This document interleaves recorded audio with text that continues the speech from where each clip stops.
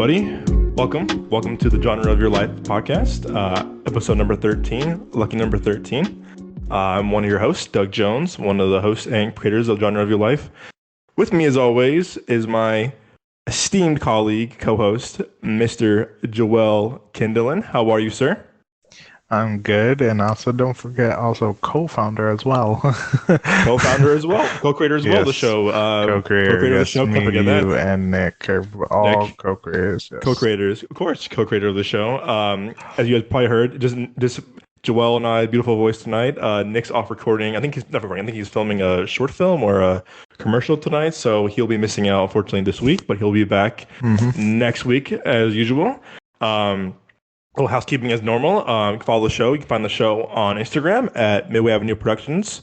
Also find the show on TikTok, also at Midway Avenue Productions. And don't forget, we have a website, www.midwayavenueproductions.com. And on YouTube, I'm trying to grow the YouTube as well, a little bit more with more reviews and theater reactions. So youtube.com// Midway Avenue Productions. And as always, guys, your support means the world to us. We're growing the show more and more every week.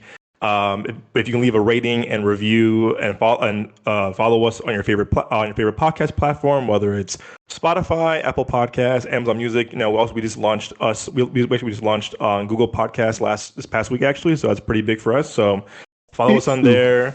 Woohoo! Leave us a nice review if you like, as well as a nice rating, and hit that follow button on your favorite podcast platform because that helps us and the show tremendously. So we thank you for your support. All right, so this week's episode, not so much coming out this week with movies. I mean, Super Mario came out, but we haven't seen that. We're not going to be talking about that. So this week's show is dedicated to reboots, and reboots. All about the reboots, and yes, boy, oh boy, Joe, that's just the start of it for real. We've seen. I mean, in our existence of our lives, we've seen so many reboots, It's not even funny. Why? I feel like good sir, why? Like me and you have always talked about that Hollywood has truly lost its creativity, and I think that's due from the lack of expansion. Because here's the thing, I love the celebrities that we have, the actors and directors. I love them very much so, but they are still the same people we grew up with. Like when my parents were growing up, they had a bunch of different actors, and they had their young actors who are today, like now our older generation of actors, the adults, the people, we watch to this day, Stallone, Bruce Willis, and Brad Pitt, Angelina Jolie, they're all fantastic, but the variety of young actors that we do have are all people that are the majority of the people in our generation who are in their 20s, who are actors, they are kids of famous celebrities at this point. And also people that have been in the acting career, like Disney and everything, they've been in the business for a while now. So then it's not fresh anymore.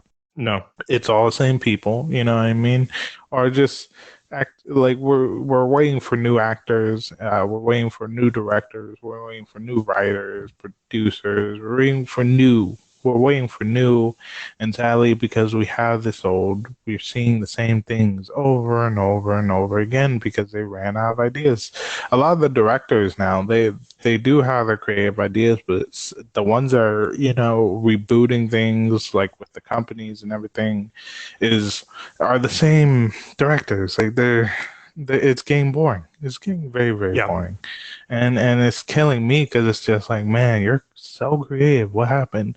And I don't want to fully blame the directors too, because it's also the production company, the producers and the production company, not having faith within their directors, or just, wanting to do something because familiarity is popular. Yeah, to a and point.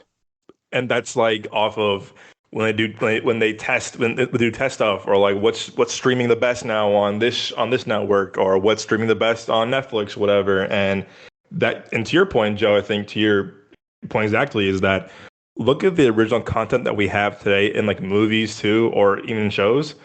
It sucks, but no, I mean, it sucks because I think a good majority of those goes unseen. Like once in a while, we'll Hmm. have a good thing. We'll have a good like original show or original this whatever. Vikings, But Peaky Blinders, and yep, those are yep. great.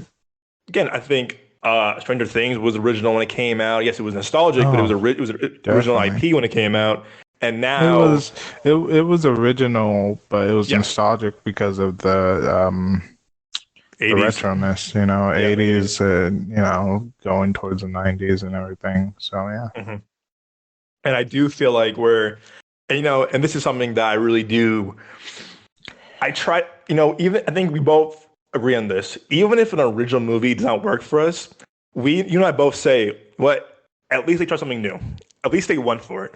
At least they went for Yeah. it. At least at least they went for it. And I've seen a lot of original movies in the past year, which has been again I'm really happy about. That I'm like, wow, I applaud the originality. They went for it, but it didn't work for me. But I will still give them props for being original. But it's rare, but I think we are seeing it more. I mean, again, look at the Oscars this year. I mean, I know I was kind of removed from the Oscars this year as interested, but I'm I happy didn't that an watch it. original movie. I'm happy an original movie won Best Picture. Like I'm happy about that. Everything everywhere all at once. I wasn't again. I'm gonna get hate for this. I I still wasn't haven't the seen it. I wasn't the biggest fan of that movie because I was kind of I saw it months after it came out. I was kind of multiversed out with Spider-Man and Doctor Strange, and people were really overhyping this movie for me. And I'm like, oh, I thought it was very well made. I think acting in that movie was phenomenal with Michelle Yeoh, Jamie Lee Curtis, Ke Kwan, who I think just stole the show for me. It's it was refreshing to see an original movie win for once. Even though it didn't work for me personally, I still think it was very well made. It was well directed. It had a good production value for an independent movie, and I'm glad it won Best Picture. But again, that's a very rare occasion when you see a movie like that really kind of like shoot for the stars, or shoot for originality. And a lot of times, a lot of these original movies are released, and there's no marketing behind them. There's no marketing behind them, or they're put on, the next streaming service, and they're not talked about because, like, no one saw this, or no one's talking about it. And I, I have thoughts on that to a bigger level, but example I think I mentioned before on the show was a movie called Barbarian. I think this movie is Oh, brilliant. This movie was you're brilliant. you're gonna hate me. No.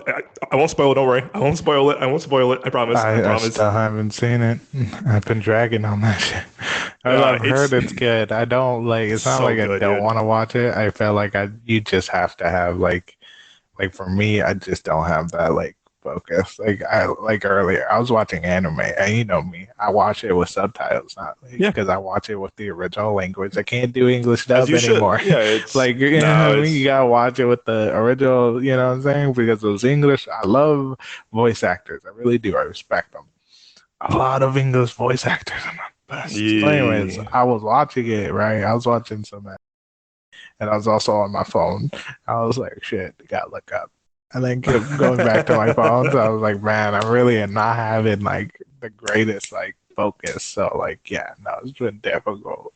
So eventually I'll watch it. But continue, No, man. Continue. no. I think you're gonna like it, but that's an example to me. And this is something that I will say I do have an issue with. What I'm noticing more as as a movie fan is that Barbarian to me had again to me. I think there was no marketing. What I saw originally, there was no marketing for this movie a lot. And I'll explain why down the road. But like there was no marketing for this movie, and I remember I was with Zeta. We're driving somewhere, and we're near some kind of theater, and I saw this huge poster for a thing called Barbarian. I'm like, what the hell is this? It was next to like I don't know, like a big other poster for maybe I don't know Halloween, whatever came out a few months ago. I said, what movie is this? I ain't even heard of it. And the next day, me and Zeta went to see a movie together. And I saw a trailer for it, my first trailer, and I'm like, oh, I heard this movie's been marketed for months, and I'm like, I haven't seen this whatsoever. I'm like, how well has this been marketed? And I'm like, wait a second. And I saw who was making it. And I was like, of course. And I was like, uh-oh. And it was 20th Century Studios, who now is owned by Disney. And I know you have your gripe with Disney. We won't get into it that much, but we'll get much, but as we do. But I said, wait a second. Here's an example. I think we're seeing a trend now of, I don't want to. This isn't playing, a witch hunt or like blame the finger, but you got to have faith in these little movies that could, because I think if you market it correctly and word of mouth spreads like Barbarian did, that's awesome. Because I feel like Barbarian really did not have it was number one on the box office opening weekend, but it was a very low opening weekend. But again, it was also a very low budget movie with like $3.5-4 million budget movie. And it did wonders. It did really wonders. I mean, I talked about that everyone. I talked about talking to you, my family, my friends, everyone. I talked about, go see this movie. It's amazing. But at the same time, the movie was pulled out early. I was like, wait, why is it being pulled early? This was a great movie. And then I'm seeing something like, oh, we're not giving it a full, again, and to our listeners, I'm also a big physical media collector. I still am to this very day. 4K, Blu-ray, steelbooks, everything, vinyls. And there was no Blu-ray release, and everyone was like, what the hell? And I'm like, yeah, wait a second. Like, this movie had a phenomenal critic reviews, great audience reception. It did really well for a low budget movie of a caliber of a quote unquote studio behind it. And they just kind of like buried it. Like, oh, it didn't do too well in our eyes. We're going to bury it and not give a DVD release. And I'm like, but you weren't hearing your fans. Like, that's kind of bullshit. If you didn't give this movie a fair chance to begin with, and you called it a loss in the beginning. That's where I have a problem with a lot of new production companies or studios, where I'm like, listen, I respect what you guys do. It's hard to make a good movie. It's hard to make a movie in general. Make a good movie is the second thing, but you got to have faith at sometimes. And I do think that we're in this age now where original movies, like, unless you're a Jordan Peele or a Christopher Nolan or a Tarantino, it's hard, because I think you and I both agree on this too, is that A24 is doing a phenomenal job with original content now with their movies. Oh, yeah, low budget, because they have faith in their fucking directors and writers, man. Well, the problem, and I was talking about this earlier, where it's like the problem with production companies and producers is that they have no faith in directors. So a lot of times they take away the power from the directors, and the directors are like, this movie is not what I want it to be. I don't think it's going to be good. And then they're having issues, and the director's still trying to do what he wants, but for some reason, even though he's the writer, they're the director or whatever, like the production company will take all that power and be like, you're not doing what we want. This isn't how we see this movie. When in reality, it's like, it's not your vision, production. Your vision is trying to make money at this point, and you're taking away. You're really fucking yourself. Like, there's so many production companies that have lost money because they've taken power away from the directors, or they fired the director and then hired someone else that'll suck their dick. Like I'm not gonna sugarcoat it. Like, Disney loves people who suck their dick. Like, they're fucking fantastic. They've never been racist. I don't give a fuck. Like, I'm gonna be brutally honest. I don't care. All right. Disney is bullshit. But there's also, like, Warner Brothers have lost their edge as well, because they've taken away power, and like a lot of other companies. And it's like, dude, you can't do this. Like, they're like, oh my God, we're losing money. This movie was a bad idea. Well, in reality, it's like, the only issue was you guys, the production company, because you guys took away the power. You guys changed the writing. You guys went with a shit fucking editor for the fucking movie, you know what I mean? Or shit CGI with like Justice League. God, dude, that was horrible. That was a mess. And then motherfucker came in and was like, here's what I wanted, and did it better. And they're like, we didn't like it still, and we're not gonna do a second one. Because they had no faith in him. They had no faith, which is like insanity. Because it's just like, dude, this fucking director's edition, like, showed you guys how fucking stupid you are and how much money you could have fucking made with just his idea, his original plan. And you guys took that away from him. You guys made shit CGI and he did better. And you guys still wanted not to swallow your fucking pride and to be like, maybe we fucked up. There's a lot of movies that had that issue. You know what I mean? One of your fucking favorites, Doug, and you talk about I this know. religiously, is My last Suicide episode, yeah. Squad. Yep. Suicide Squad. Fucking you, Yep. dude, the script, you loved it, but they took that away. Like, it's David bad. Ayer, man, it wasn't given a fair chance. It wasn't given a fair chance. And, like, there's other movies where, like, production didn't want to work on certain things, like with Lucas films. They canceled a lot of films and shows, or just decided not to do certain shows, and the fans are like, why aren't you doing these? Why do we have this? Like, no offense, like, I love The Mandalorian, I love The Bad Batch, I love Clone Wars. Like, those were great shows. Star Wars Rebels, that was great as well. There's another show where it's just like, this is a kid show. Like, there's a lot of things where it's like fans are like, why aren't we having these? And their company is just like, no, we don't want to do it. Where it's like, you have this lore, you have this where it's not based around Skywalkers. You know, it's about the clone troopers or other Jedis or other factions within the universe, like, or the Sith. Yeah. Like, fuck, like, the fans want it. Another one was which sadly became popular this past year in 2022, which is mind-blowing to me because you grew up watching it and we talked about it when we were younger, which is fucking Treasure Planet.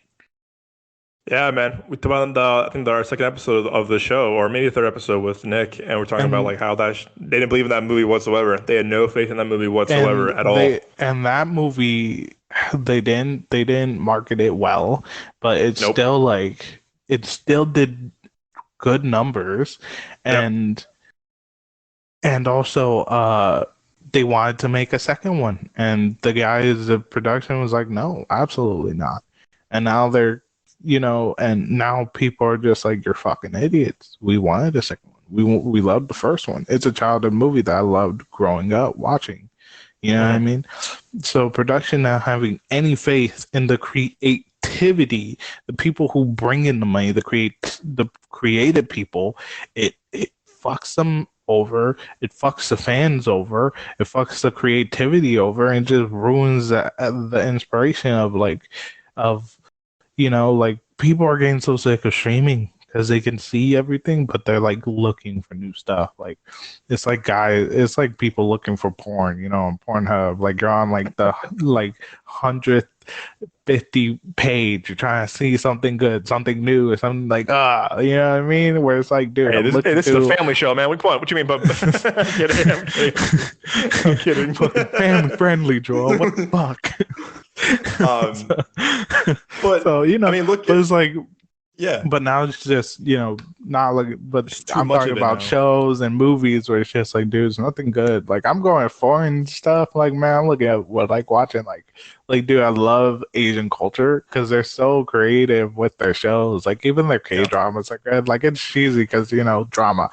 And I get real bad secondhand embarrassment where it's just like, I gotta I do pause too. it, walk away. I can't do do this, dude. Like, I don't know how you're doing this, right? So, but they have really good shows, and you've heard me and my love for, like, certain Asian films, like The Man from Nowhere, I Saw the Devil. I talk about those. Old Boy, the original, not the American edition, which we'll get into eventually. And like a lot of, they do really well. Like, I've been watching foreign films, I've been watching foreign shows, and anime and stuff like that. So yeah, that's what I've been on recently. But American shows, I really don't have a lot of interest in. Well, yeah, dude, and that's something that, like, I mean, this year alone, I mean, I'm trying to think of what come out. I mean, no, because Knock at the Cabin was a book based on a book, and that was really good. That was so good, bro. Oh my god. I'm trying to think right now. I mean, it's I do feel like we're still in that transition period that we're going to get a lot of more original stuff down the line. I mean, we got like we got Chris, I mean, that's Oppenheimer, but we do got a lot of stuff coming down. I think the pipeline this year, but I think 2024 we're gonna have a lot of like just Dungeons like and Dragons, heard that did pretty decent. yeah, but that's based on an IP. On a game, like I feel like it's still based on a game to a degree, so it still has like pre-existing IP. So I Well, do here's the thing about Dungeons and Dragons, yeah where I'll say it's original because you can say it's based on a game, but the game in of itself is whatever the players and the DM create the story. right. So every Dungeons and Dragons game is very original. Even like the ones in Stranger Things, that was their Mhm. original thing where they created themselves, and that's their original like sort of story, the players and everything. Like so again, it's original from the aspect like what the DM wants to do. So like if two DMs want to create like a Star Wars like a campaign, they're probably gonna do it differently with differences and like their own creative creatures and like lore and everything. So it really goes within deep. So that's why for me it's original. Yeah, because yeah. I mean, see, yeah, I can see both sides because they took their own idea within the lore. So yes, it is original to a degree, but when it says based off the best, when the trailer says based off the best selling game, it's just like or best world played game. I'm like, you're using you're using the IP to like drag people in. But I will give you credit though. I agree with you though that they took their own lore within the world of D&D. So I'll give them that. I'll give them that 100% because Mm-hmm. they for sure brought something. Again, all people at work said they loved it so much, so I'm hearing good things about it. And it's a kid from Freaks and Geeks who's doing the movie, who has a crazy career as a writer. He wrote Horrible Bosses. He wrote Spider-Man: Homecoming. Which one though? The one with the glasses or the brother? The brother, the main brother. Yeah, that I he think both of them have had such crazy careers because the crazy kid game with the night. glasses was in was it Tulsa King?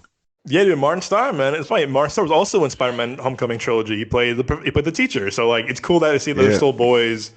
But yeah, no, the brother from Freaks and Geeks. Again, he after Freaks and Geeks, he did a few acting stuff. Then he wrote stuff like Horrible Bosses and Spider-Man: Homecoming and Vacation Friends and what else? Oh, Game Night, which I think Game Night's super underrated. Super underrated movie is Game Night, and yeah, that was all I him. still So haven't finished that. it's good. It's fun. You know what? Again, another I original need to movie. finish it fully. Original movie that I feel like had a great cast, but again, it wasn't. Again, it just people caught it later on. And it just kind of came and went, which unfortunately, again, but it was original rated R comedy. Excuse me, original rated R comedy that didn't get great reviews, but didn't do well because no one was interested. Again, that's the problem. It's like I feel like we're so like we're audiences now are just so like they're so used to they're comfortable with like the usual. They're not really. They are willing to try, I think, original stuff here and there, but I think audiences are kind of just like fearful of going something new and fearful that it's going to turn out bad. But and again, unfortunately for Game Nights, unfortunately, I mean, yeah, people love that movie now, but when it came out, it made like less than 20 mil opening weekend. It wasn't a good word of Yeah. mouth. I remember seeing it with my parents a week or two later, and there was no one in the theater. Like there was no one but us. And I said, "Uh-oh," and that was a weird year of original comedies that no one saw. I mean, unfortunately, Tag didn't do too well after. I mean, it was Which is sad because it's that was sad, such a great dude. fucking movie. Me and you Um, loved that shit. We were dying. we were dying, dude. I remember you saw the screening with the boys. I saw the screening And with now Julia TikTok Malone. blew it up, so now Everyone's watching it's it now. become popular. But me and you saw it in theaters, like we had faith because it looked Yeah, really dude. good. I, And I'm I not trying to give hate to TikTok, but I'm also being like, you where were fucking y'all? bandwagon hopping bitches. Where were y'all? Where were y'all opening weekend? Like, where were you opening weekend? I mean, to be fair, we weren't the other. We saw the early screening, but Yeah. but to our defense. But I remember seeing it again with my dad, and it gave me a week after opening weekend, and we saw the local theater nearby, which is a pretty popular theater. it was me and my dad and maybe two other people in the theater. I said, oof. I said, yikes. Or even Blockers, the same year. It was a great year of comedies. We had That three big shit studio was comedies. hilarious. So, bro, again, you had Game Night, which was hilarious. You had Blockers in the middle, and then you had Tag. You had 30 great again, original comedy movies. No one saw. Like, there was such good word of mouth for all these three movies. I think Tag had a okay review, but that didn't matter. But these had really good word of mouths from the fans. Like, oh, this movie's really funny. It's fun to see original comedy again. No one saw them. Like no one saw them. Again, remember Sebastian didn't see Blockers or Game until I showed it. We showed him Blockers when y'all visited me a few years ago in Arizona, Yeah, and it was that's just right. like those original. It's sad because I do think original comedies are meant to be in the theaters. When you watch them on Netflix, it isn't the same. It isn't the same. Even Popstar, dude. When we saw Popstar when it came out, no one saw Popstar but us. Only Oh we my saw god. Yeah, and that shit was funny too. again, another original comedy. Again, this was 2016. I remember you, me, Ismar, and TJ went to go see it on a Friday or whatever, and there was no one in the theater. And I said, "Damn!" I said, "Really?" It's like it had great marketing, it had great reviews. People word of mouth was like amazing, and we all went to go see it opening weekend. And there was nobody, and there was nobody in that theater. And I said, "Well, that sucks." But it's a trend now. That was 6 years ago, 7 years ago. Now we're still seeing that. Like it's again, I do applaud streaming in this for a degree that they're giving people chances for original content at home Hmm. on Amazon, on Prime, on Netflix, on Hulu, on HBO, whatever. And I support all that 100%. But it is sad because those could have been movies or experiences in the theater, which really, I think that would even been better for people to watch. Oh, I want to see this movie in theaters. That would have been great. And I know for the COVID caused a lot of that too. I can't blame that whatsoever. COVID people needed to put out content on their streaming services to Hmm. people think to entertain, and I support that 100%. I really do. I think that was they had to do what's best for the business and for put out content. I support that, but we're now we know we're still seeing COVID. People here and there and people still getting it, but we have I think we put the worst of it behind us. Knock on wood, Oh yeah. knock on wood behind us. But at the same time, I do feel like I'm really hoping that we're going to see maybe middle, we're already almost mid 2023. Like I hope we're going to see more of an influx of more original films the rest of this year, and I think 2024 we're going to see a huge comeback. Original films coming back to the big screen and people enjoying it, and I hope the marketing gets better too. Again, to your point, yes, TikTok is definitely a big boost when it comes to marketing for shows or people like I just saw this movie or I just saw this whatever or you see an ad for it or people like I just watched the movie last night whatever, and I hope that and that's definitely a good way of marketing a movie without hiring anybody. I mean, people yes, there are partners between studios and people on TikTok. That's what TikTok is, but I really do hope we're going to see more of a influx of original films. And again, I support A24 doing more stuff like that too, because A24 has no problem taking risks on original movies, even though their returns might not be the best in box office. But hey, they're proud of the work they put in because A24 came a long way from doing fucking Spring Breakers, which is a trash ass movie. Oh God, dude, don't even fucking remind me. Oh God, I Okay, don't even and know then why people enjoyed that shit. wait, Joe, can we? All right, but for our listeners, this is what we haven't told them on the air yet. We had to tell them when we saw Spring Breakers back in We were in high school. high school, and we should have seen Place Beyond the Pines. That's what we should have seen, and we saw Such a Spring Breakers. And tragedy so because you got to tell. because of our horny ex friends who just wanted to see girls, because we got no bitches back in the day. We got none. I am not gonna lie. We were lame as fuck. We got no bitches, right? We're right. So our horny ass friends were like, no, we want to go see Spoon Breakers. It looks like a great movie. In reality, they just wanted to see Selena Gomez and all It got those great other girls reviews in too. bikinis and stuff, which is mind blowing because it's a shit fucking movie. I don't under that in Chirac or shit, dude. Anyways, Oh, get started. oh my god. Anyways, we went to go see it and we're watching it. I was like, all right, they're spring break, they're partying, whatever. Selena Gomez gets scared, she leaves, right?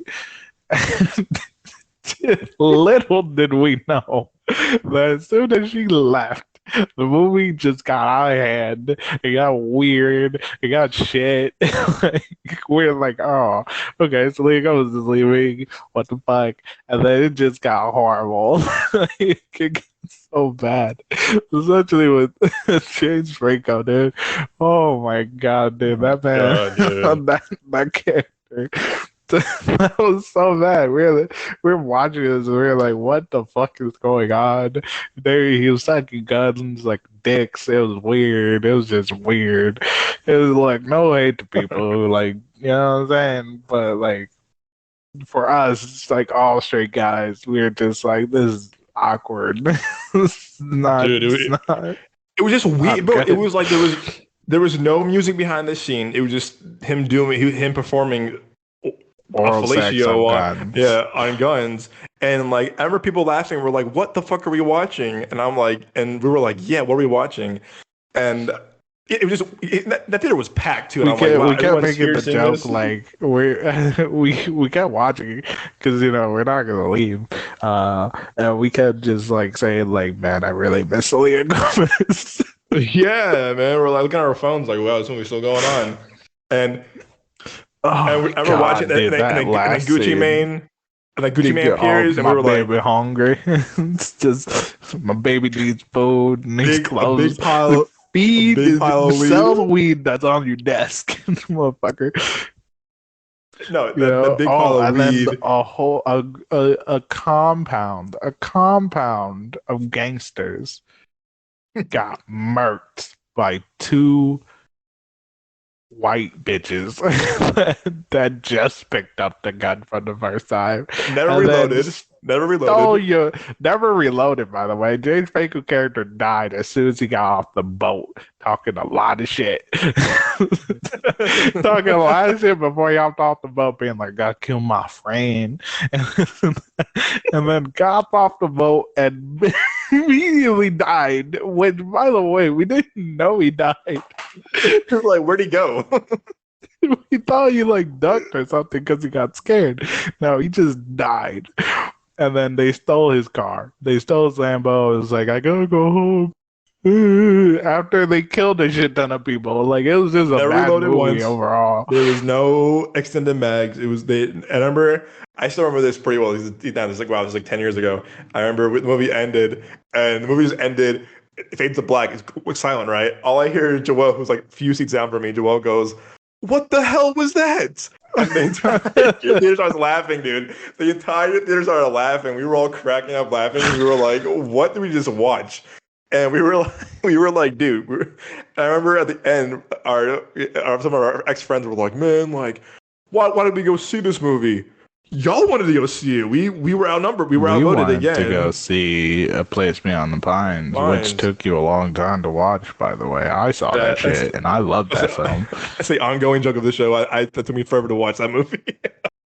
It's I fine. never. There's still movies I haven't seen. Um, but yeah, again, that's again. So anyway, back to what the thing is. A24 has gone a long way since that movie to stuff like Midsummer, Uncut Gems, Good Time, Lighthouse, Lighthouse. Exactly. Like which I still haven't seen. also a weird movie. Also a weird movie, but not in Very the weird weird. way. Not Not in in the the weird way way of Spring that Spring Breakers. Breakers, yeah. No, not at all. Not at all.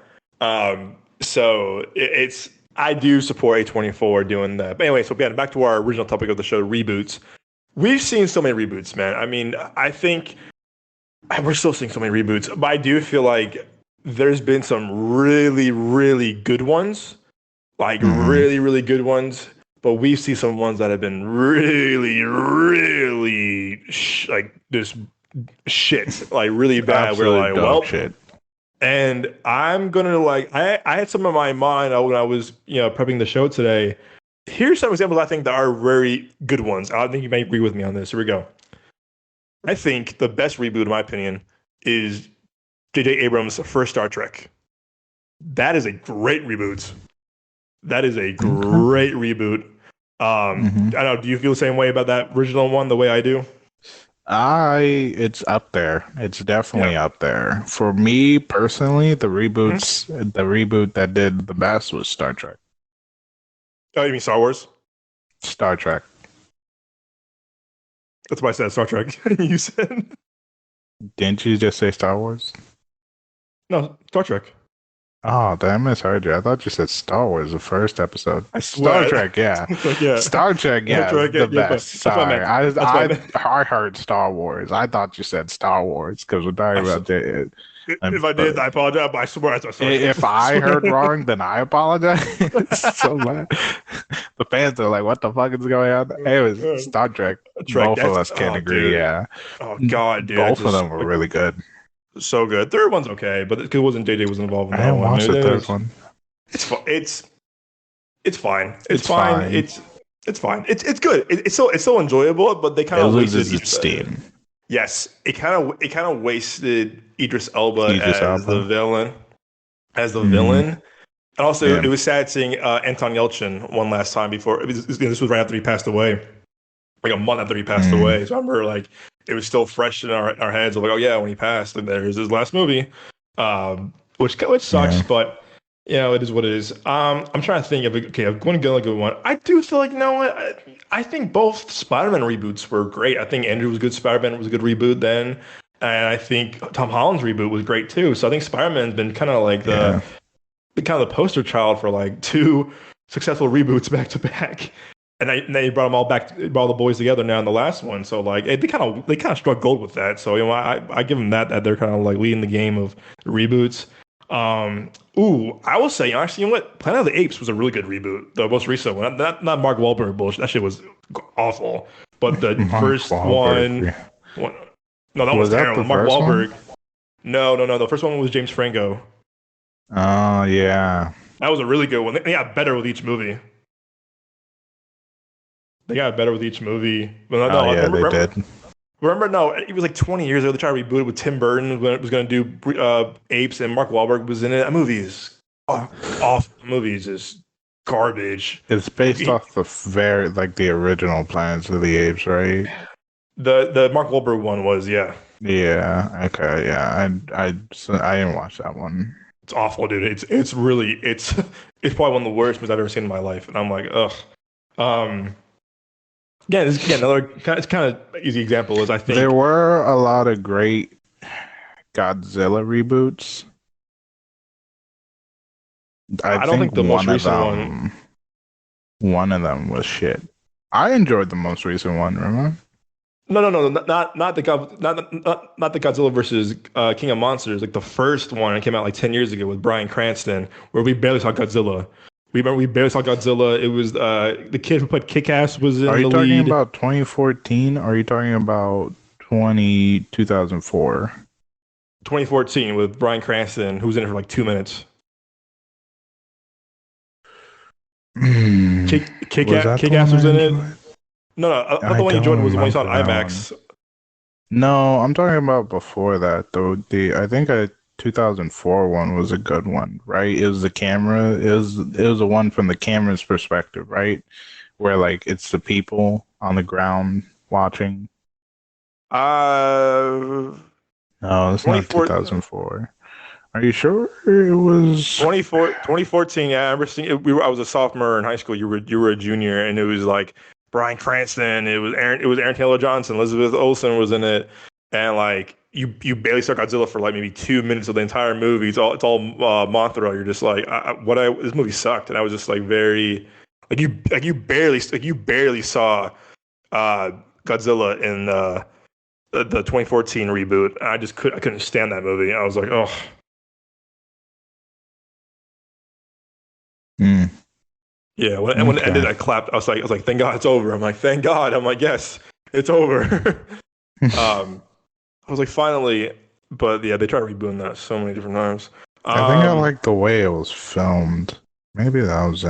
I don't remember. wait, because that one, the Godzilla I'm talking about was not filmed by like via camera. It was filmed like a traditional movie, like the traditional filmed. Were they on the ground? Like, were the people like looking up? Like, you hardly saw Godzilla, but it was mainly there's a destruction to the city, and then like people were like trying to hide and shit. No, not that one. No, that was this Which one was like, I swore that was a Godzilla movie. what? Are you thinking of Cloverfield? It's not Cloverfield because I know it was like which is a great Godzilla movie. film. Cloverfield's great. Yeah, no, I The first definitely. one's amazing. Yeah, No, the one I'm talking maybe about I don't was know. Maybe I just dreamt it. I 20. You're don't trying to know. pitch it to Warner Anyways, Brothers. um, right?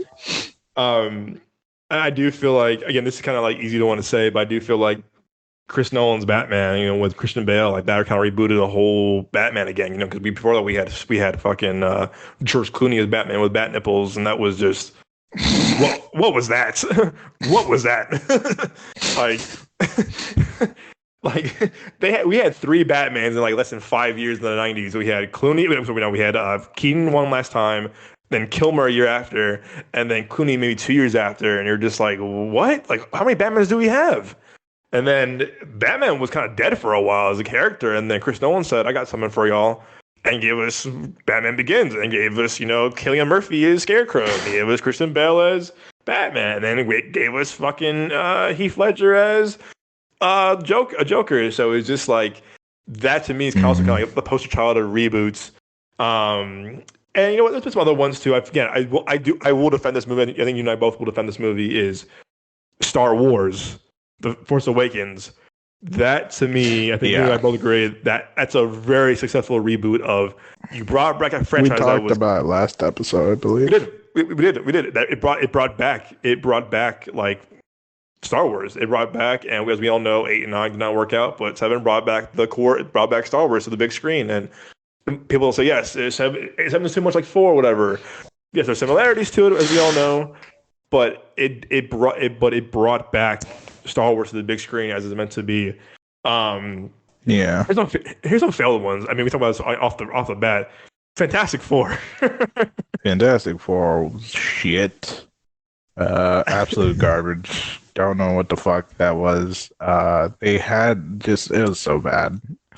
It was so bad. We were so excited too.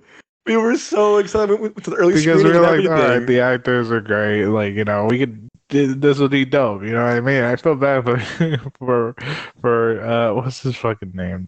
Jordan. Michael B. Jordan. Michael B. Jordan, man. Because this is a great actor. And I was like, all right, cool. We're gonna have a black. I don't mind it. It got weird with the whole romance between him and Invisible Woman. Yeah, I mean, his sister. I was like, dude, come on, that's your sister. I don't go fuck. Like, if you're not related, y'all are siblings. Don't make it weird. Fucking Mr. Doctor Doom. Well, the trash man, like you said. Trash man. That was an awful mask, by the way. The whole suit thing, like, it was just bad. It was just overall bad. How Mr. Fantastic, he was in pain using his powers, which is like, I'm not fully understanding this. like I understand like what they were trying to do. It did not come out well. It did not come out well. No, it didn't. Ninja Turtles. Yes, thank you. My next one was Ninja Turtles, dude. Yes, thank you. My next one was Ninja Turtles. They kept promoting it for the second one. The second one turned out to still be shit. Right? Remember how they originally, bro? Those motherfuckers were deformed like Sonic. they had to change that shit. People were like, "What the fuck?" They had to change them the way they looked a bit, but they did not go back to the original way that they looked, which is very sad. Because like you guys don't need to change it. Y'all could have just kept the way they looked. Like, I don't understand this. Like they're trying to be like surreal. Like, it's a fucking 8-foot tall ninja turtle. Nothing about this needs to be surreal. And I remember, like, because are like the diehard Ninja Turtle fans of our friend group. And I remember in high school watching Ninja Turtles. We still love Ninja Turtles. Go Ninja Go. And I remember we were in high school and they announced this, and you and I were like, okay, who's producing it? They're like Michael Bay, and you and I were like, uh-oh. We were like, boy. We were like, uh-oh. And we were like, all right, it's not that bad. All right. Well, all right, that's fine. We'll watch the movie. And then we saw the trailer. We were like, what the fuck? I know. I remember we were hanging out one time somewhere, and we read an article. It was like, Remember it was like, oh, they might be from space this time, and you and I were like, no. We were like, no, No, no, no, no. no, That was after we no. watched the trailer too, No, I it was before. believe. No, it was before. Everybody was when they It announced was it. You and I were before. we were hanging out somewhere. I think at McDonald's or whatever. And I It remember reading an was it article. was Navy Pier McDonald's. Yeah, we were hanging out there, and the article was like, "Oh, they're filming TMNT right now. Guess what? They're from space this time." And you and I were like, "Oh no." We were like, "No, no, no, no, no, no, no, no, no, no." And we were like, "Oh, please, for the love of God, do not, please do not do this to Ninja Turtles." Isn't And that then, just Splinter still there? yeah, he played. Yeah, the guy who plays the guy from Pain and Gain also played Monk. Remember, he was the voice. Tony Shalhoub. He was Uh, the guy that they I don't robbed in Pain remember and the film Gain. well. Yeah, Okay, I yeah, actually. I remember. I had him on. I actually had him on the background that I was working on something. And I had him. They came on randomly on Amazon Prime. And I had him on the background, and it was funny too. The stunt choreographer of the first movie is David Leitch, who did John Wick and Bullet Train and Deadpool 2. I'm like, wait, David Leitch did the stunts, and good for him, man. He probably got that check. Probably got a fat check for doing that. And That's a I real feel man. what movie are we talking about again? No, Ninja Turtles with the Okay, some cool. guys was David Leitch The who did guys in the suits, I did a feel great job. bad for them. They Yeah, did dude. fantastic. Production gave no fucks for them. No. I remember them one of the actors on a podcast, and he was talking Yes. about like they were filming like all day in the suits, right? Yep. And they were like not on location, like they were not at a studio. They were like at a In New location, York. and they were supposed to be the first to leave, and like they were sitting there for like an hour or so waiting for the ride while everyone left. Like they packed up the film and everything. Like they Yep. packed up everything and they left.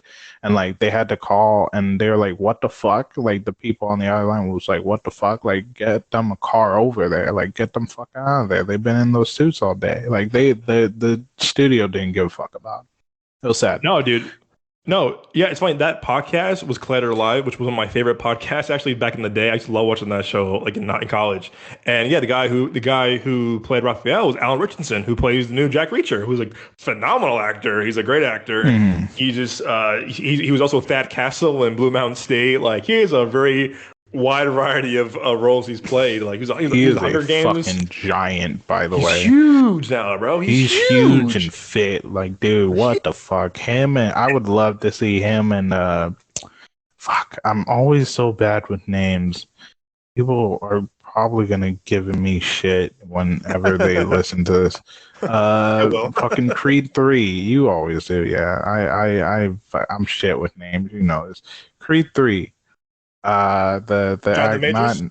Jonathan Majors. There we go. They're both, yeah, both of them are huge. Dude, I They're would both love warriors. to see them both in a film fighting each other because they're Oh my both god, huge dude. ass dudes, bro. They're fit, they're Huge. giant. Like, dude, fuck. I would love to Or see even them in a film going against each other. Drago's son in Creed 2. Remember, he was a machine. Oh, He was dude, that's also an actual huge. boxer, by the I way. know, yeah, man. Florian Big Nasty, man. That dude is ridiculous. That dude is Fucking ridiculous. monster, bro. He looks Oh like my he god. eats. He looks like he goes to Subway, buys 3 sandwiches, tapes them together, and then eats them all at once. Like, I know, dude. What is his like, workout Jesus routine, man? Like, holy Christ. shit.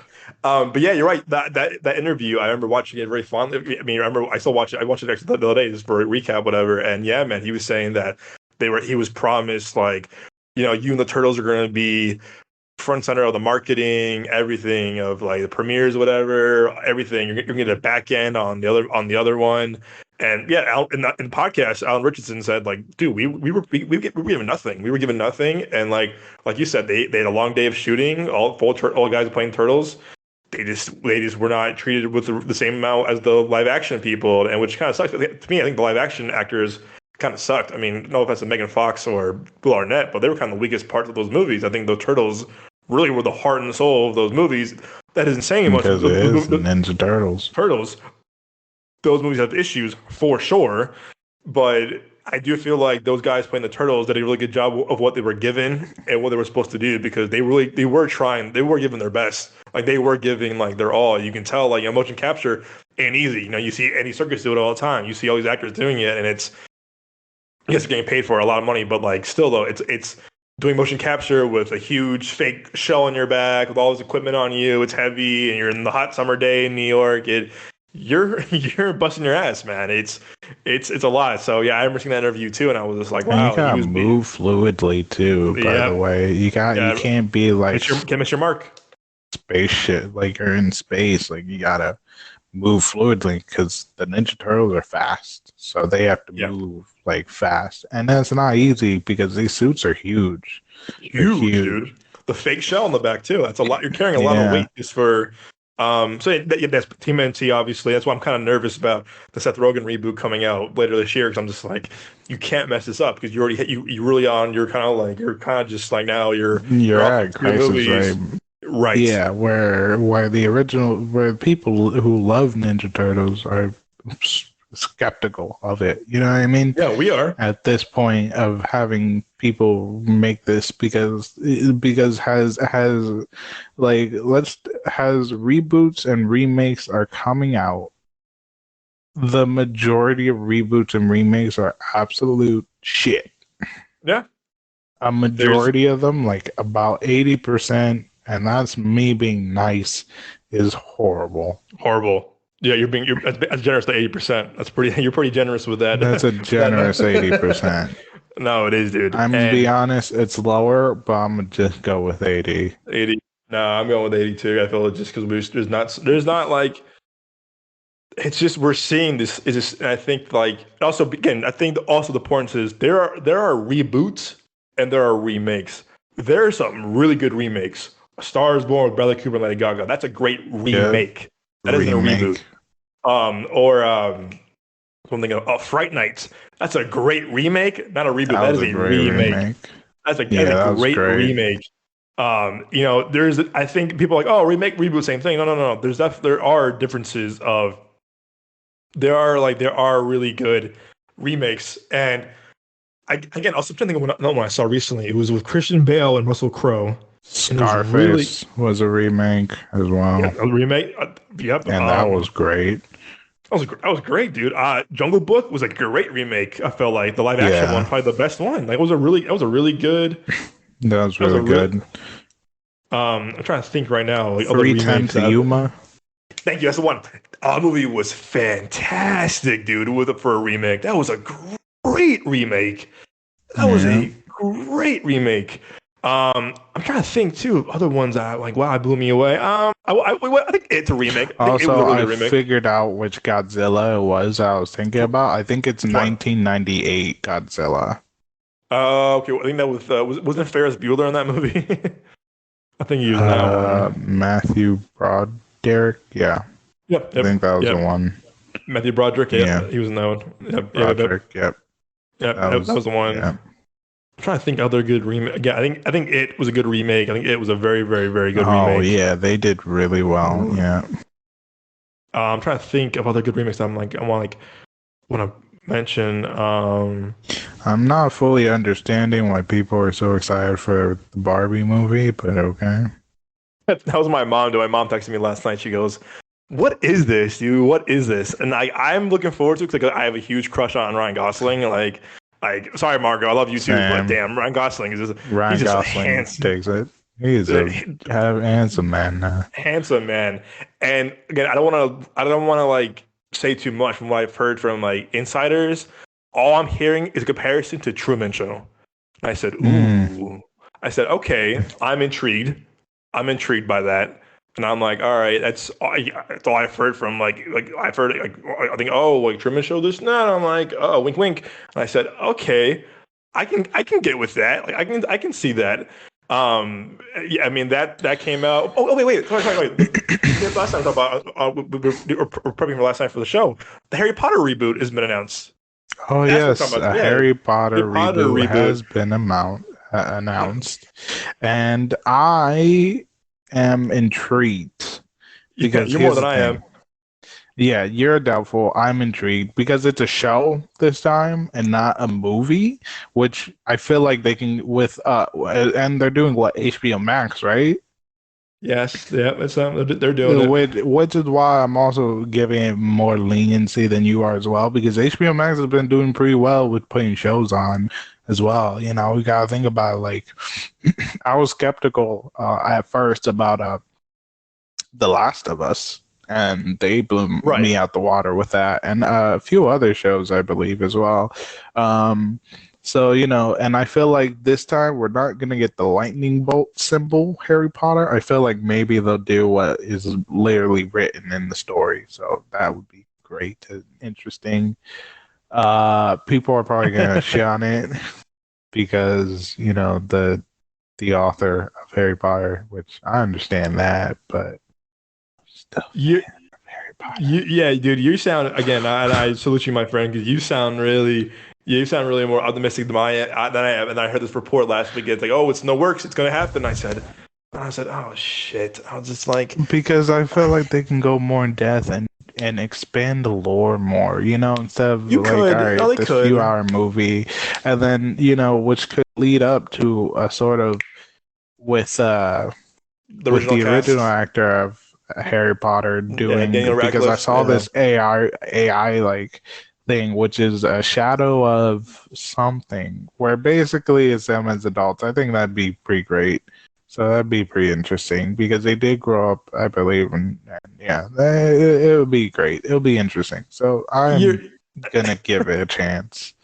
you're more yeah, no, I give no again, I think you're more forgiving than I am right now with this, because I'm very like, I'm very unsure, and also because I have doubts, because I feel like they think they mishandled the Fantastic Beasts movies a lot after the first one. Well, The first that one's great. was yeah, the first one was It great, was but great. that wasn't even on the that was just production because they had to change out So Johnny many Depp. actors, yeah. No, That and yeah, they had to change a few even things because writers. yeah, that There was was so many really different writers. production. That was Yeah, another that's example of production fucking it up. that worries me. But what I'm gonna watch I gotta watch Harry Potter regardless. And you're right, I do feel like HBO Max is kind of like the gold standards for like great television series with, like you said, Last of Us, and Entourage and Sopranos and True Detective. Like they really have some, like they are the gold standard for like good production on shows, because they put a lot of money and a lot of time into it. And I think the new CEO of Warner Brothers Discovery, David Zaslav, has said it multiple times on so many shows or articles. He's just saying like, yeah, no, we want to bring back Harry Potter. This is our DC and Harry Potter are our two major franchises. Why aren't we optimizing? Why aren't we taking initiative? Why aren't we like, no? Why aren't we using this franchise to the fullest? And I do feel like, yes, Fantastic Beasts had issues with production prior to them coming on board, so that was definitely out of their control. But if they really do believe in Harry Potter, I just don't. Else get number HBO Max also did Velma. That's what also kind of scared me, scares me. I'm like, Oh just man, that wasn't don't. even HBO Max fault. Whoever that was, Mindy Kaling. That was No, all Mindy I can't Kaling. blame her too much for. Yeah, I don't think it was. I think it was all on her. I do think some people around HBO Max were like, "This is a great idea, guys," and I'm like, that. As long as those people, as long as But those group she of wrote creators, and directed it, though. but she also got the green light from executives and higher ups. So as long as She did those, get a green light, but I don't think I think what should they got the green light was the introduction of Velma. I don't think she got wind to death of how the script would truly be. You know what I mean? I think they just because Mindy Kaling has done great shows. Has done a great lot of shows. great shows. She's a great writer. She's a fantastic writer. But Yeah, I with just, Velma, that was absolute shit. as long as those creative executives are not touching my Harry Potter, we're good. We're good. I'll have faith in that. I'll have faith. I'll have faith in Yeah. that. I just don't want to see Harry Potter like, oh my god, he's going through like drug abuse or something. And it's just like, I don't want to, I don't want something like that. I don't want to see Harry Potter mixed with Euphoria. That's my biggest Right? fear. I don't want to see Hermione be like, "Do I have consent to hug you, Harry?" Like that's your home. Just hug him. Like, yeah, I don't want to see. Consent Yeah, I is don't want to see you important. for. Consent It's is very important. important. We're not saying It's it's very important. not, but like when it's your friend only asks you to hug them. You know what I'm saying? I'm just When you're hearing, saying, don't do too it, much. don't make it like, yeah, I don't want to see like, yeah. Anyway, off the point, I don't want to see Euphoria meets Harry Potter because no one wants to see that. But you know what? I No, will give it a absolutely chance. not. With you, I'll give it a chance. Also, what movie? The Mummy. Oh no, That get me was started on the shit. Mummy, dude. The That was Mummy, shit. dude. The I still fucking haven't seen Mummy. it, and I already know it's shit because Oh, I said dude. bits and pieces. I was like, this is gonna I, be bad. Just I, yeah. I You remember, saw no, it. I remember seeing the trailer with you when I think back in Chicago, when I visited you guys a while ago, and the trailer had us laughing because you remember Tom Cruise goes, "Oh my God," in the plane, and we started laughing so hard, and it wasn't meant to be funny. It wasn't meant to be funny, and we were like, "Wow, Really? dude, this looks, yeah, dude." He goes, like, he's in the plane, he goes, "Oh." And like a really weird, a really weird scream. And I think it was you, me, TJ, someone else, and we were just cracking up. I think Sebastian was there too. And we were just cracking up laughing because we're like, "What the hell was that?" We were like, "What on earth was that?" Like, are you kidding me? And I had faith, and you were like, Oh "Nah, I'm out." no. Oh Oh no. no, what was happened? What happened? Oh What happened? fuck. What happened? I was looking on my phone searching up Uh, stuff. White Men Can't Jump is I being know, remade. dude. I know Jack Harlow, who I like I as a love rapper. Jack Harlow, I but know, no, no, I know, that dude. film doesn't need to be remade. I That's know, dude. great. It's getting Hulu too. It's not getting a theatrical release. It's getting a Hulu release only. Oh, fuck me, dude. And Dude, I know. Staples is in it. Dude, White Man Can't Jump, dude. That first one's a classic, dude. Wesley and Woody are perfect in that movie, dude. Wesley and Dude, Woody are it did. perfect, Fuck. dude. And I don't, yeah. Another film that looks, but it looks good though. That is having a remake is The Little Mermaid. I'm giving faith on that. I don't Oh like yeah, Disney, dude. but they've been doing pretty decently well with their live actions. Besides Cruella, I heard you said you didn't like that. Or was it good? No, I no, don't no, know. no, no. I love Cruella. I thought Cruella was You one of the love best ones. Cruella? I love I've Cruella, dude. heard, and then I've heard mixed reviews about it. Oh, I Honestly, loved it, dude. I thought Cruella was one of the best. Dude, actually, I own that movie on 4K and vinyl. It was the first movie. I still need to see that. Dude, it's Emma Stone kills it, dude. Emma Emma Stone Stone is kills it. such a great actress, man. She Because you kills want to know it, what dude. film I recently watched again? Yeah. Which I fucking love, and I feel like not enough people talk about. The Help. Yeah, dude. Help. She's really.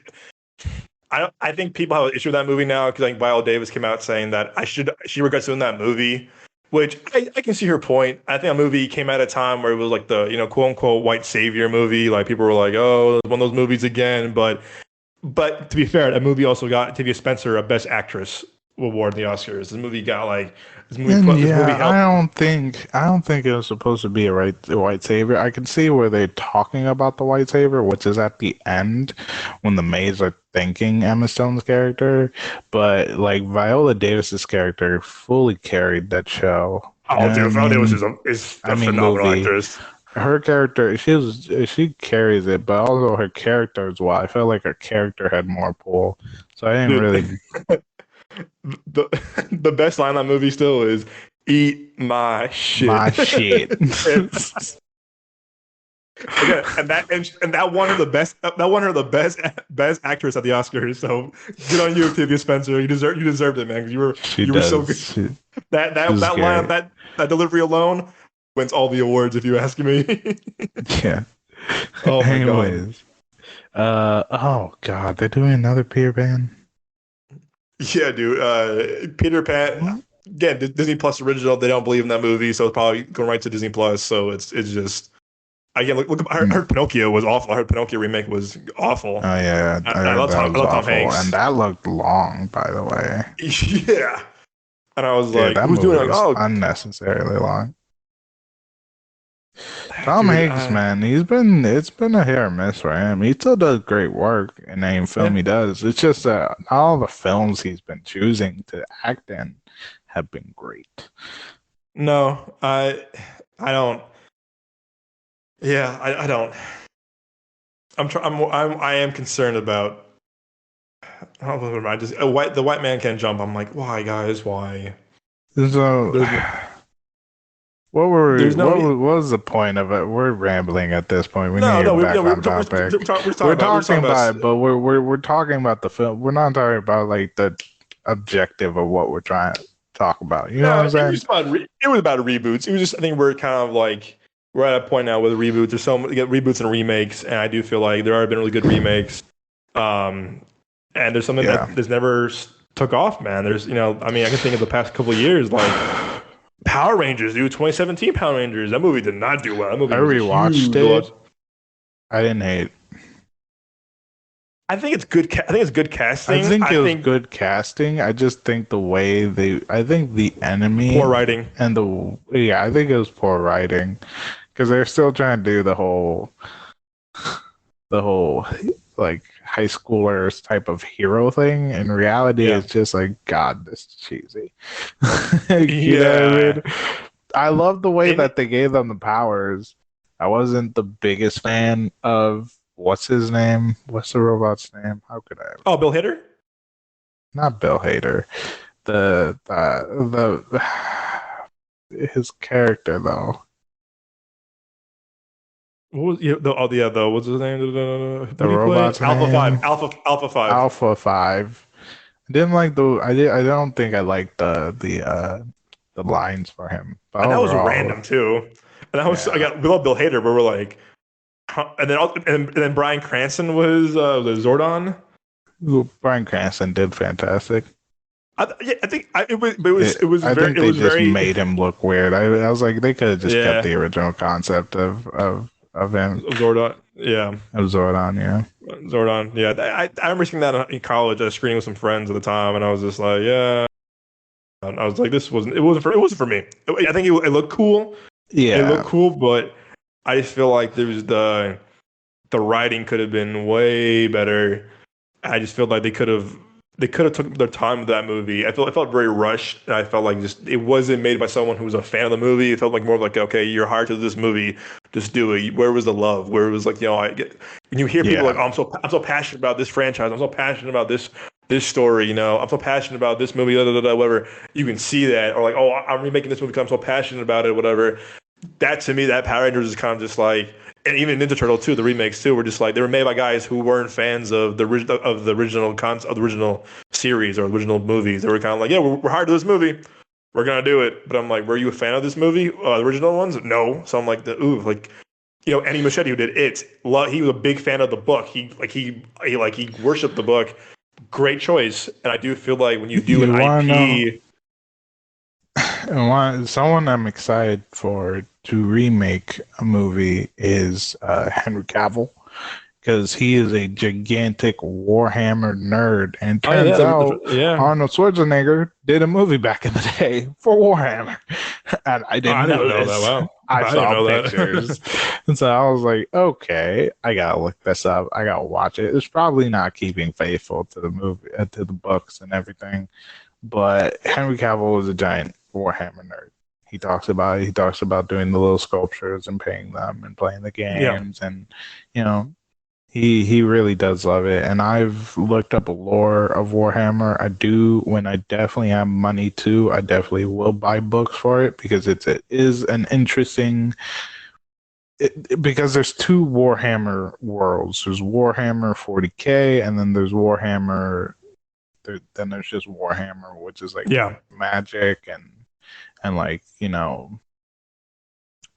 stuff like that. Where it's Warhammer 40K is the one Henry Cavill likes with like Space Marines. That one's more futuristic, and then just the Warhammer before the other one, my friends really like, which is like like priests. I can't say priests. It's more. It's more like villages and everything like Mhm. that. Like the creatures are terrorizing the world. So, there's heroes who have swords, shields. There are guns, but not like automatic gun. Well, no, there is an automatic gun. Dwarves and everything, more like Lord of the Rings. You know what I mean? Mhm. So it's that one where Henry Cavill likes 40K with futuristic, space marines and just like robots and everything like that, which I had grown an interest in. So I definitely want to buy the books and get more interested in them as well. There's going to be a game coming out for the Xbox eventually, I believe. So hopefully I can get that as well. But it does seem like an interesting world. So to see a gigantic nerd be able to make it and like take charge of it, I'm very much interested in that as well. So that one is gonna count as a remake, and I think that one will come out as good because he does have huge love Yeah. for the series and everything. Yeah, if you have a love for it. I mean, also again, I forgot to mention was Creed, dude. Ryan Coogler loved Rocky Balboa so much. He loves that franchise so much, and that's why he wanted to do Creed because he loves the characters. He loves Stallone. He loved Rocky, so he wanted to do a movie. He wanted to reboot the franchise with with the new voice and a new character, a character from a legacy character from before. So I do feel like, yeah, if when Henry Cavill was passionate about his new project, and I think back to it with Ryan Coogler, he was so passionate about Creed that Stallone gave him a chance, studio gave him a chance, and he made a made a great reboot and a great franchise out of a other franchise. So you're right, when it's done right by people that love the material, it really does wonders. It's like, wow, you can sell how much passion they put into it, how much love they put into it, because if they can't do it, I mean, this isn't a reboot, and one of my favorite movies of all time is Blade Runner 2049. That's a sequel, but Denis Villeneuve said at first he goes, hell no, because I love Blade Runner too much. One of my favorite movies. It inspired me to be a filmmaker. I will never touch that sequel. And then he thought about it. He goes, you know What what? film? Blade Runner 2049. Like how Oh yeah. he was offered to do the first. He offered to do it at first. He goes, hell no. He goes, I love the first Blade Runner so much. Like I can't do it. I can't do it. And then he was like, you know what? Only I can do this because someone else does it me, they're gonna fuck it up. His exact words too. He goes, you know what? If I don't do it, someone else will, and they're gonna fuck it up. So I had to do it. And unfortunately, that movie did not do well. And again, breaks my heart. I love that movie so much. But when it's done by a creator, an artist that really loves the material or really loves with the lore, the world, the pre-existing world, the IP of it all, it really shows on screen that wow, this person really took the time and care and effort to make this a really good reboot, sequel, whatever, remake, because it's really done with love, and that's why I'm optimistic about this Harry Potter reboot. I'm optimistic about this Ninja Turtle reboot. I have faith. I have faith. But as a fan, it's hard when you've been burned before about the same IP when it's not done correctly. It's just I don't know, man. It makes me upset. So we'll see, and I'm hoping that. I like being proven wrong. I like being proven wrong about movies and shows. I remember you and I talking about Spider-Man: Homecoming for a while before it came out. We were like, "Fuck this movie." We were like, "Nope, hell no, hell no. This is gonna flop. This is gonna be terrible." And a year later, I was like, "I better shut my mouth. I'm eating We my both words. did. We We're really eating did our shut the words." fuck up. We We really were like, did. I'm howling "Wait, for. we're wrong." We were like, "Fuck Tom Holland, dude. Fuck this kid, man. He's gonna ruin Spider-Man for us." We were like, "No, man. Who was doing this? Oh no, who? Oh, what?" And remember, next year later, we're like, "Shut the fuck up. We were wrong. We were proven. We were proven wrong." And she's like, "What? I'll take it. I was proven wrong. I'll take it because you know what? That's was fair is fair, my friend." Yeah, and then Tom Holland made probably one of the best trilogies of all time with Spider-Man with Homecoming and Far From Home with No Way Home. So I'm still eating our words. How many years later? Oh man. Oh, reboots. It was fun. There was a show on Hulu called Reboot, and they were making fun of reboots. And that same show got canceled, even though everyone loved it. It was with Johnny Knoxville, Keegan Michael Key, what's her name? Judy Greer. Yeah, Judy Greer's in him. Yeah, and it was really funny. It was really funny. And then Hulu goes, "Now we can't cancel it now." But I'm like, "Wow, this show was too real for you guys, huh? Like, this show was calling out you guys doing rebooting stuff, and guess what? You guys canceled it." I'm like, "Well, that's yeah, that sucks." Yeah, it was Keegan Michael Key, Johnny Knoxville, Judy Greer, Paul Reiser. Yeah, I remember this. It was really good. I thought it was a really funny show. This isn't my one-on-one of the week. I'm just recommending the show because we're on talking about reboots this week. Um, and it was fun seeing Johnny Knoxville as an act, him doing non-jackass stuff. So he's having fun with it. But I thought it was a really good show. And again, they canceled it, and I was like, wow, this show really called out Hollywood for its reboots, and they said, nope, you're done. So it's unfortunate, but hey, that's the business, right? So Yeah. sucks to suck, right? um, yeah, man. I'm trying to think. Yeah, so I think speaking of one-on-ones, you want to tell the audience what our one-on-ones are? All right, yes, I will explain it. So our one-on-ones are when each of us, and if we have a guest, will go and say one show and one movie that we think is underrated, underappreciated, or just did lackluster not lackluster, but did not do well in the box office.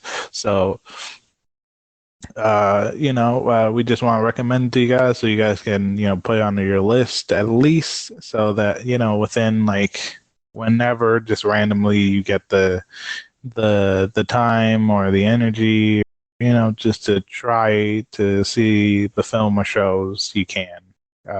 Hopefully, at least put on the list. It took this motherfucker like 10, not even 10 years, probably like 7 years to watch fucking Place Beyond the Pines. So yeah. It's been a while. Oh, yeah. No shame in that. It took me a while. It took me quite a while. I recommended it to him several times a year, I swear. I didn't forget. I didn't forget. I made you proud finally. Finally. Disappointed me for a couple of years. Now you're like, come on, man. You're letting me down, Doug. Yeah, definitely. Did you go first or did I go first last? I think. No, you go first again. I don't mind. Okay. For my show, I'm going to recommend a Korean show. It's 10 episodes long. It's on Netflix. So, I think it's like an hour episode, at least 45 minutes. It's called Juvenile Justice. It's a Korean show based in Korea, and they're talking about their justice system for young offenders because in Korea I think so for young offenders, they don't send them to prison, nor do they try them as adults. So the laws are very different for them. So young offenders, they can still have a life. They can still have, so once they're done with juvie or everything, they're what is it? Their probation officer is basically their judges as well. So the judges will see them, talk to them, be there for them, help them out after they get out of juvenile and everything. So juvenile justice is following a judge who does not like young criminals who are on trial, and so she has the reputation to always give young offenders a max sentence, which is like 20 years, I believe. And so, you see her go into being a judge and, dealing with these juveniles, different cases, different kids, different perspective, and how she decides to do everything and, fully give out the rightful justice, caring about the juveniles and the victims and everything. So, yeah, I think it's a great show. Like I said earlier, Asian countries have been doing really well with shows and movies. They do so fantastic. They're very They're very really well written and overall just fantastic. So Juvenile Justice, fantastic show. And for movie, it's also on Netflix. It's done okay because it has like a 60. It you know it Ryan Reynolds. A lot of people like his stuff. I feel like it's true. It hasn't fully gotten its true appreciation, which is the Adam Project. So Movie. fantastic movie. It did well, but I feel like more people need to see it. So it's a comedy action and sci-fi movie about a fire pilot who travels back in time and teams up with his 12-year-old self to fulfill a mission and to save the future. Ryan Reynolds, badass and hilarious all the time. And then I forget this kid's name because, again, real bad with names. It takes me a while. Like, it took me a while to learn my girlfriend's name.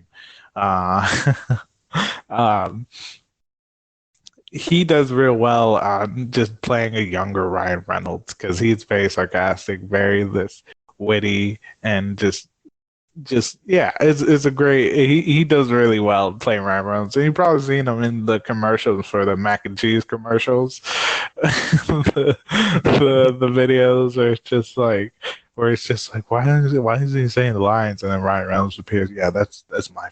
He's playing the younger me and just yeah. Anyways, it's overall just real funny, real great cast, great written, filmed fantastic. So, yeah, definitely check it out. The Adam Project and Juvenile Justice, both really great. Dude, yeah, Adam Project. That makes me excited because Sean Levy, who did that movie, also did Free Guy, is going to do Deadpool 3, so he knows how to work with Ryan Reynolds very well. So that makes me excited. That Yes. nice. Yeah, I'm trying to think. It's mine. I have my list, my list right here actually. So my ones of the week, one and ones of the week are going to be for my movie. I'm gonna do a recent movie, and I think I might get a little flack for this, but it is what it is. I'm doing actually a Michael Bay movie called Ambulance, which to me, I might think That is probably looks his. good. The trailers look really well. I didn't see it, but it does look great. Dude, I thought this movie. I had so much fun with this movie. Again, I love Bad Boys, big part of our childhood. I like all those movies too. Some of those other movies too. Like I love Pain and Gain. But dude, Ambulance is actually Michael Bay's like first quote unquote fresh movie on Rotten Tomatoes as a filmmaker. And I was like, wow, yeah, Jake Gyllenhaal's gonna do a movie, and I feel like Jake Gyllenhaal does a lot of like really kind of like works with decent directors. And I was like, wow, so you Jake Gyllenhaal doing the movie. Got Yahya Abdul-Mateen II, who's a phenomenal actor, one of my new favorites, who's done so many good things in the past couple of years, whether it was Candyman. He's also in Aquaman. He was a villain. He was a villain in Aquaman. Just a phenomenal actor. I didn't like him. His Matrix was kind of whack, but I thought he was good as quote unquote the new Morpheus in that. But that wasn't his fault. It was more of like a production thing. But he was good in the Trial of Chicago 7. He's a great actor. He was great in Watchmen. So huge fan of these two actors. I'm all right. Michael Bay's doing it. All right, and like it was a 2.5 hour just like Michael Bay fest, and I said, oh, all right. I was like, whatever. So Nick and I saw it on a random one day after it came out, and the movie did not do well at all. Like I mean, it got good reviews, but no one saw it in theaters. And I remember Nick and I were like, yo, man, this movie's fucking fun. Like we had so much fun. It's 2.5 hours, but the pacing goes by fast. Like it goes by fast. And for our listeners, it's about these two brothers who are both one is an ex-marine, the other one is a professional bank robber. The ex-marine brother, played by Yahya Abdul-Mateen II, his wife needs surgery, and it's sad because as a veteran he can't get the money to the VA is not giving him the money to help his wife get the surgery, and he's kind of like I don't know what else to do. This set in LA present day, and he no matter what he's doing, he can't get the jobs he's working. The VA won't give him his insurance to help his wife get the surgery, or now she's gonna pass away. And he goes to his brother, who's a professional bank robber, played by Jake Gyllenhaal, And he goes, "Hey man, you want this money? Be part of my next jump, my next deal." And he goes, and his brother goes, "I can't do it, man. I'm a veteran. I can't get involved with this. I have a baby. My wife's dying. I can't do this." And then Jake Jones, "Listen, man, this country doesn't care about you. You either do this with us or you'll never get that money ever." And he convinces his brother to do this crime. The crime goes south, and they hijack this ambulance with a medic trying to revive a cop who was brutally shot. And they hijack this ambulance, and it's a huge chase throughout L.A. The cops, SWAT, FBI, CIA, the Men in Black, like the A-Team, like everyone you can imagine is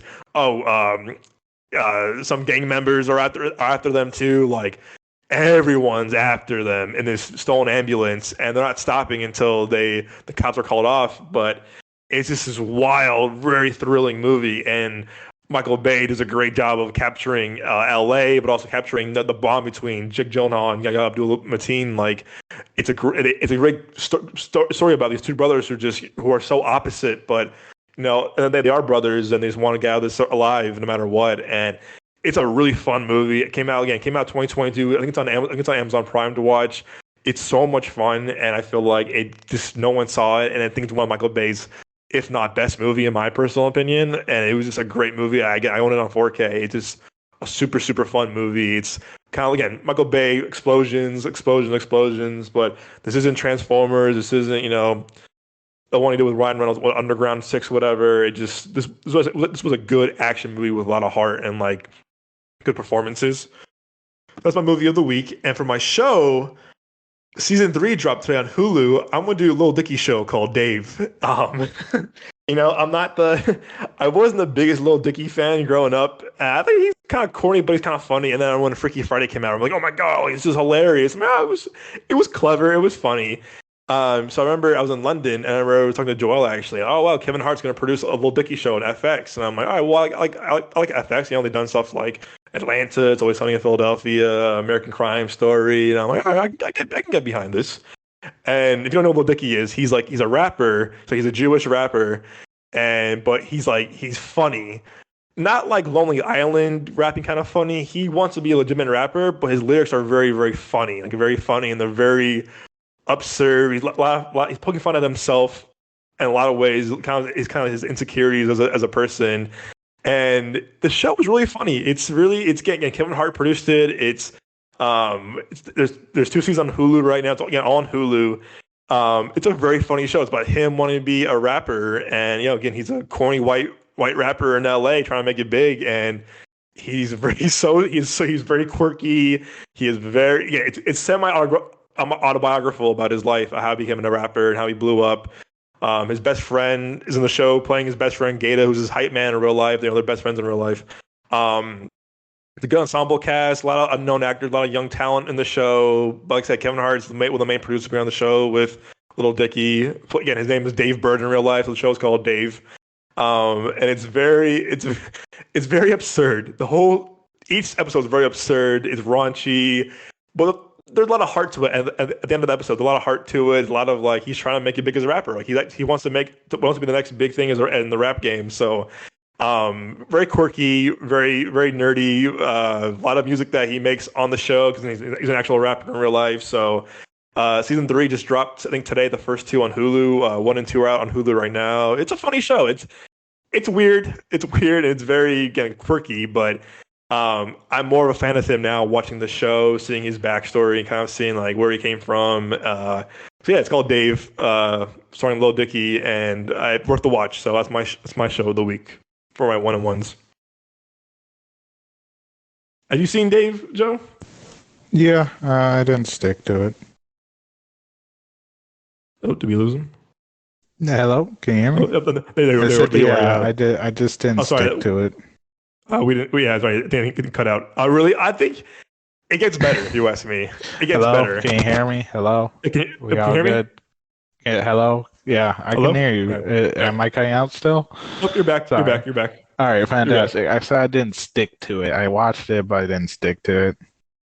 It gets better. I think to me, I was like, this is kind of weird, but it got better. It gets better. And I feel like this season, what I'm seeing so far, the first 2 episodes is like pretty well produced and good and like a decent budget and like they actually have like a good budget for the show. So I mean, it's no Atlanta, it's no Gambino Atlanta like that show was, but it's funny and it makes me laugh here and there because again, I'm a fan of him. He's very charming in his very weird, quirky ways, but I like And it for what it is. also he's also a really good rapper because if you don't He can truly rap. listen to his lyrics, he raps He really can well. rap. You know, for a nerdy white rapper, he can rap. He can rap really well. Like if you've ever heard freestyles, like he'll blow you out the water when you can understand his references and his idioms and everything. Yeah, that's funny. He was part of the He's double really XL. intelligent. He was part of the double XL class 2016 with like Oh 21 man, that Savage, was Denzel Curry was that year. yeah. But And I, he I held his remember own. He held did. his own. He But also kept that shit good. he was paired with like he was paired with Designer, which I don't know why, and Oh he was God, paired yeah. and So then bad. he was paired with Anderson .Paak. Which I think Anderson .Paak's a good musician, but I don't think that was like the right trio to pair them with. And it was Right. Designer, Anderson, and then Lil Dicky. I'm like, wow, go for Lil Dicky. And like I said, he held his own, man. He was probably the best out of all three of them. I said, wow, look at Lil He Dicky was the best out actually. of all three. I was like, well, not saying much, but I was just like, wow, good for Lil Dicky for holding his own and like kind of outshining both Designer and Anderson .Paak. So, hey, good on him. So, again, he held his own in that class. So it wasn't the Yeah. best class that year, but guess what? He held his own. So I like that. I like his show. Okay, I'm not. I like to say if you watch like Joe said, if you watch his like rap freestyles on like Sway in the Morning or whatever on YouTube, you're like, all right, this dude can actually rap. This dude can like really like keep a flow going and like can keep like good lyrics left and right. So I'll give him that. And his show is pretty funny. So I do recommend his show for my one-on-ones of the week. All right, my friend, you want to close those out? This time you can. Oh man, you're too kind, my friend. You're too kind. Giving me the honor and opening and closing. Man, you have such Yes, faith in me, sir. Joe. That's so kind. As always, Better guys. not make me regret it. No, I'll make you proud, my friend. I always do. Yes, sir. As always, everybody, thank you for listening. This episode number 13 of the Genre of Your Life podcast. We appreciate your support. We're 13 episodes in. We're having so much fun every week. We want to get more guests on the show throughout the next few episodes. So if you want to be on the show, DM us on Instagram at Midway Avenue Productions. My personal page is The Young Jones on Instagram. But also, again, you can DM me on both on Instagram. You can DM me on TikTok. Message us on our website at midwayavenueproductions.com. Like I said, I also put out a bonus episode last night, kind of like explaining what the show is.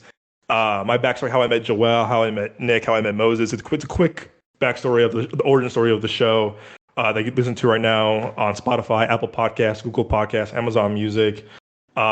Seriously, thank you guys so much for listening. It means the world to us. Like I said, we're just movie nerds, movie buffs. I love talking about movies and TV, what we're watching. Joel's my movie brother for life. Again, when we were seeing movies in high school, it was always him and I because we just love being immersed in the storytelling in the movie. Even the movie was bad. It was the experience of going to the movies with my best friend. Seeing movies with Nick and Moses when they're on. It's like seeing them with them. It's just like it's exciting. It's why we love movies. It's why we love storytelling. Why we love things that make us feel larger than life. And this is what the show wants. So it's what I want the show to like kind of like promote. Is like movies can make you feel larger than life. It can help you out during when you're feeling down, when you're feeling happy, when you feel in the middle. And that's the beauty of movies and TV and entertainment because they can like put a smile on your face when you're having a bad day. So again, thank you so much for listening. Joe, where can they find you? Yes. So I have an Instagram now. You can find it in the link tree on our Instagram, our podcast Instagram. I haven't uploaded anything yet. If you don't feel like going to Linktree, you can just look at the OG Cuban Rican. Eventually, when I start streaming more, especially with like friends and everything, I'll be playing my gamer clips up on there as well. And then you can find me stream. I'll probably post a few personal things. And then you can find me streaming on twitch.tv/the OG Cuban Rican as well. I haven't streamed within like the last week or two, but I will get back to it to stream a few things for y'all soon. So keep a lookout. Yeah, and support your boy. Support your boy, man. I don't know. We plan on doing a stream hopefully this week. We're gonna play a game. Oh, him and yes. Probably tomorrow. Are you free tomorrow? I should be free tomorrow. If not, I can do a Saturday during the day before I go over to my family. Yes. But definitely, we want to stream that together. This episode will probably come out on Friday. So either tonight or Saturday night, we will be playing, A Way Out? Us too. Yep. I'll be streaming it from the OG Cuban Rican, so definitely come check us out. We'll be talking about the video game and also, not being like reviewers for the video game, but we'll probably talk about the video game as we play it, and we'll also just probably ramble on about other shit. So if you do enjoy us talking about shit and want to hear us talk about like be very more personal with each other and like other just random shit, definitely come and join the stream, give your boy some love, share it with your friends, get me to be a stream partner for Twitch so I can make some money. So yeah. Yes. It's gonna be fun. It's gonna be fun. It's gonna be a lot of fun. And like Joel said, if you guys can again subscribe to his Twitch, but also subscribe to us on your favorite podcast, again, leave us a review, leave us a rating. It really helps the show out so much. Me and Joel talk about this all week that having the ratings, having the reviews, really means the world to us. And you guys leaving a review, leaving a rating, hitting the follow button on Spotify, Apple Podcasts, Amazon helps us so much. And thank you so much for your support. I hope you enjoyed episode 13 of the Genre of Your Life podcast, and we will see you next week. Have a good one, guys. Yes, hopefully see you soon. And again, subscribe because we do see y'all. We see the numbers. We see y'all listening. Fucking subscribe. You love us already. I seen it. So commit. You know what I'm saying? You love us, so commit to us. Okay? Okay. It's not that hard. It's not life commitment. It's just a commitment. So listen. Bye. Love y'all.